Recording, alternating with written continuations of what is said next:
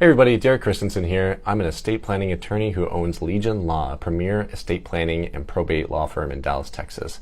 Today I wanted to talk to you about independent versus dependent administration. But before I dive into that, I want to let you know how to reach out to me. You can find me in my email, Derek, D-E-R-E-K, at legionlawpllc.com, or you can find me on my website, www.legionlawpllc.com. So with that, let's dive right in.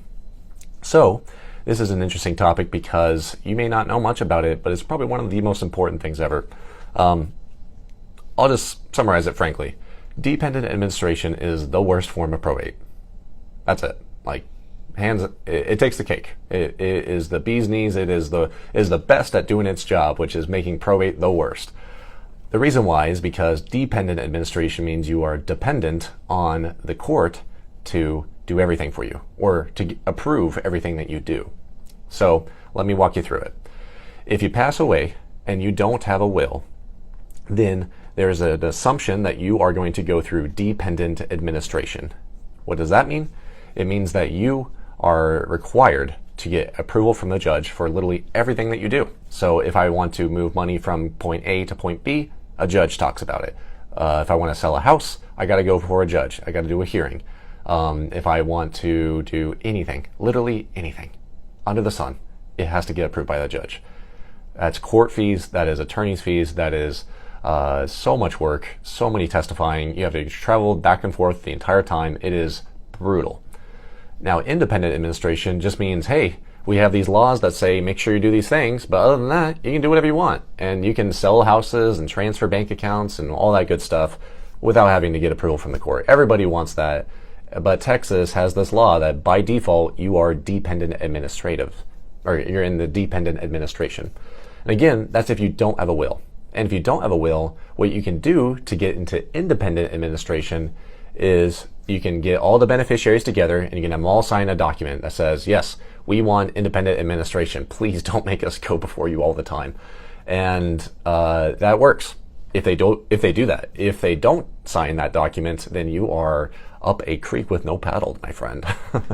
So that's to be said about what happens if you don't have a will. If you do have a will, on the other hand, you want your will to very specifically state this is going to be an independent executor. In other words, I pick my wife to be the independent executor of my estate. Now, I forget if it's default to dependent or independent, but almost every will in Texas, it is committing malpractice if you do not include that word independent in the will, because it is so different between dependent and independent, as I mentioned. So you want to make sure your will very specifically states independent administration, at least somewhere inside the will.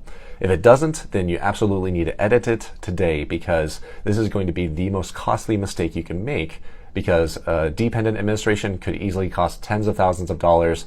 An independent administration could cost $4,000. You know, it is night and day difference. So again, if you have a will, double check it. And if you don't, get a will.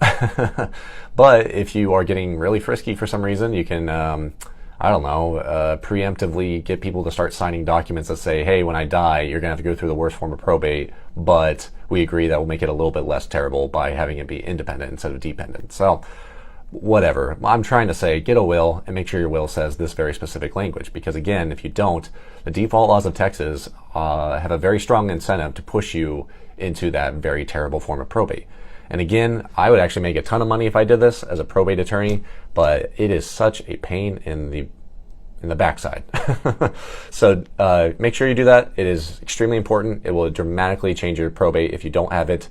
In fact, I know plenty of attorneys who don't touch this type of law at all because it is so different than everything else. So get your family together, make sure it's all good to go, and that you're safe from this terrible, terrible form of probate. It is the Godzilla, King Kong combined of probate in Texas. So that being said, if you have any questions about that, if you want to avoid Godzilla and King Kong in the probate world, then feel free to talk to me. I'm more than happy to be a reference and a point of help. So feel free to email me directly, Derek, D-E-R-E-K, at legionlawpllc.com, or you can find me on my website where you can go to our Contact Us page and schedule a free over-the-phone consultation directly onto my calendar at www.legionlawpllc.com. So with that, thank you so much and have a great day.